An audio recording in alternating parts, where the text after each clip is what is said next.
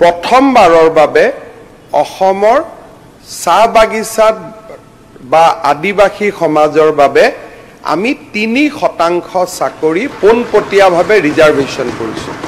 সাধাৰণতে যেতিয়া T welfare ডিপাৰ্টমেণ্টক প্ৰশ্ন কৰা যায় তেওঁ নিজৰ বিভাগটোৰ উত্তৰ দিয়ে, কিন্তু আৰু বহুতবিলাক কাম আমাৰ বিভাগসমূহে কৰি আছে। মই ভাবোঁ যে তাৰ এটা সম্যক আলোচনা কেতিয়াবা আমাৰ বিধানসভাত হ'ব লাগে।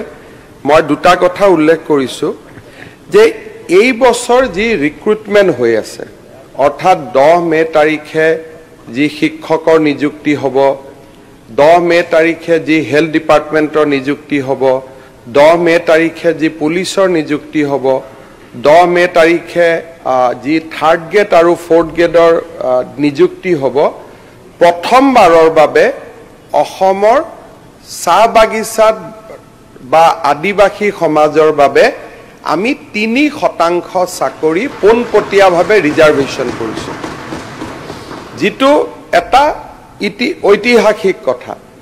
অৰ্থাৎ আজি যে 50,000 যদি চাকৰি হয়, 3% চাকৰি ডিৰেক্টলি মেৰিটত যি পাবতো পাবই, মেৰিটত পোৱাৰ উপৰিও OBC হিচাপে যি পাবই, এইখিনিৰ উপৰিও 3% চাকৰি ডাইৰেক্টলি আমাৰ আদিবাসী আৰু চাহ জনজাতি সম্প্ৰদায়ৰ লোকৰ বাবে আমি সংৰক্ষণ কৰিছোঁ। এম্পাৱাৰমেণ্টৰ ক্ষেত্ৰত ই এটা ঐতিহাসিক ঘটনা।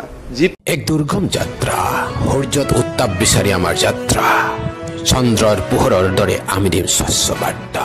আপোনাৰ মঞ্চ, আপোনাৰ কণ্ঠ, চানমুখ।